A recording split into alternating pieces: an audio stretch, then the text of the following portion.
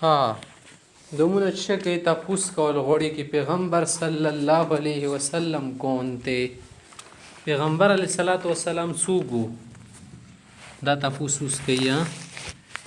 ندیدی ولا جواب څنګه ورکوي حضرت محمد صلی الله علیه وسلم खुदा ताला के बंदे और उसकी रसूल और पैगंबर थे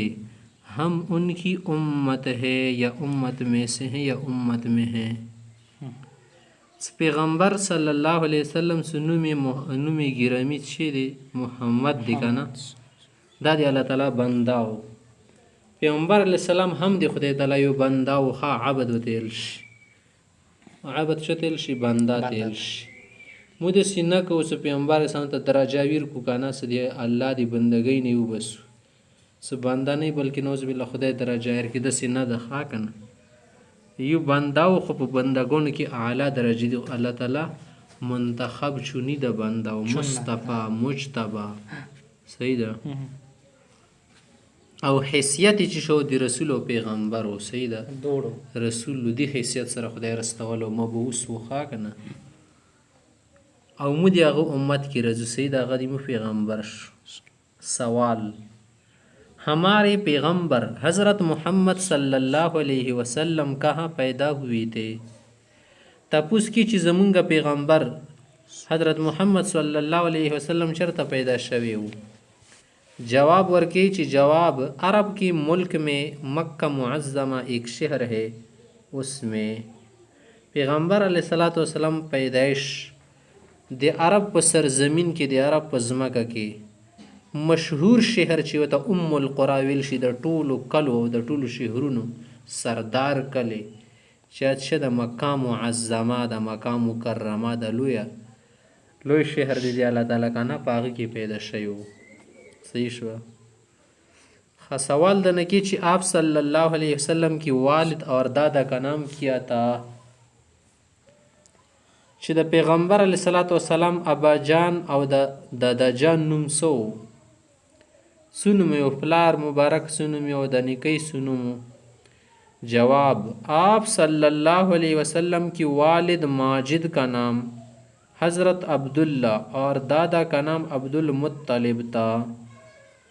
پیغمبر علیه السلام د پلار بزرگوار نوم سو عبدالله او د دادا نوم سو عبدالمطلب चूँकि अब्दुलमुत्तलिब का ना अब्दुलमुत्तलिब सही है सवाल हमारे पैगंबर सल्लल्लाहु अलैहि वसल्लम और पैगंबरों से मर्तबे में बड़े हैं या छोटे ज़मुंगा पैगंबर द नूर पैगंबरानू न په درجه کې لوی او کا کم د نه تپوس کول غاړي کنه دا خبره خو واضحه ده چې زمونږ پیغمبر علیه الصلاۃ والسلام د ټولو پیغمبرانو سردارو خاتم النبیین سید النبیین سید الرسل سید کنه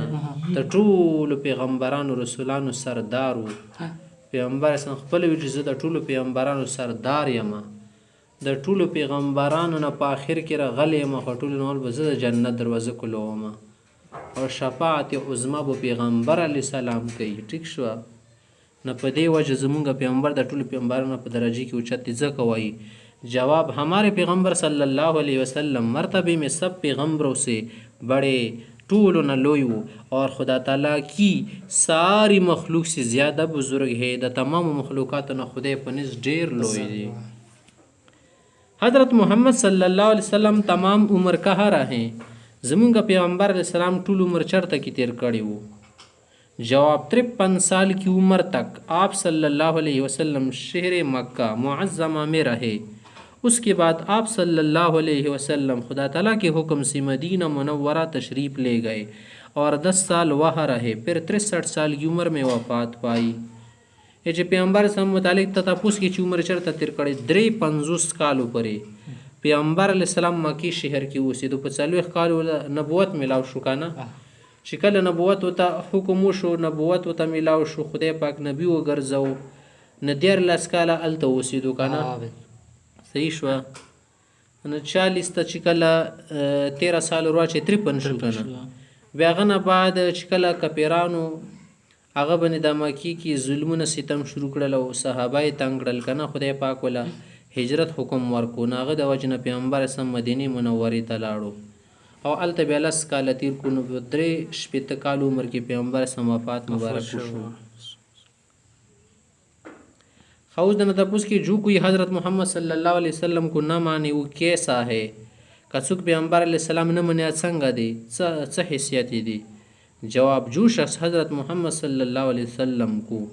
خدا تعالی کا رسول نہ مانے وہ بھی کافر ہے. کم سړی چې پیغمبر علیه الصلاۃ والسلام نه مني هغه سړی هم کافر دی لکه څنګه خدای نه مني کافر دی چې پیغمبر په نه منل سړی کافر ګرځي. منل څنګه لکه منل یعنی پیغمبر په حیثیت سره منل کنه لکه دغه پیغمبر شاه پیغمبر کا دی هغه لکه دی پیغمبر حضرت مخته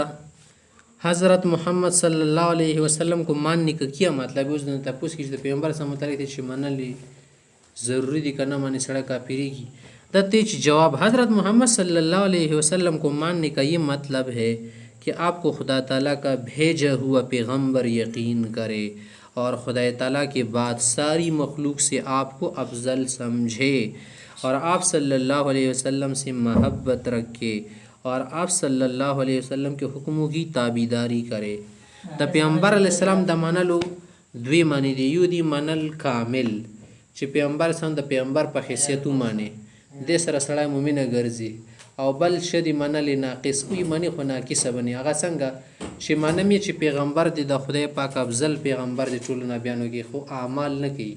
سنتو کې کوتاهی کې په دې کافر شو فاسق وګرځي صحیح شو. ته سم دا خبره کوي چې منل خبر دی چې د خدای پیغمبري ومني او د یو منی چې په ټولو مخلوقاتو کې د پیغمبر سم ټولو افضل او پیغمبر سره محبت وساتي او دغه د احکام او د سنتو تابعداري وکړي.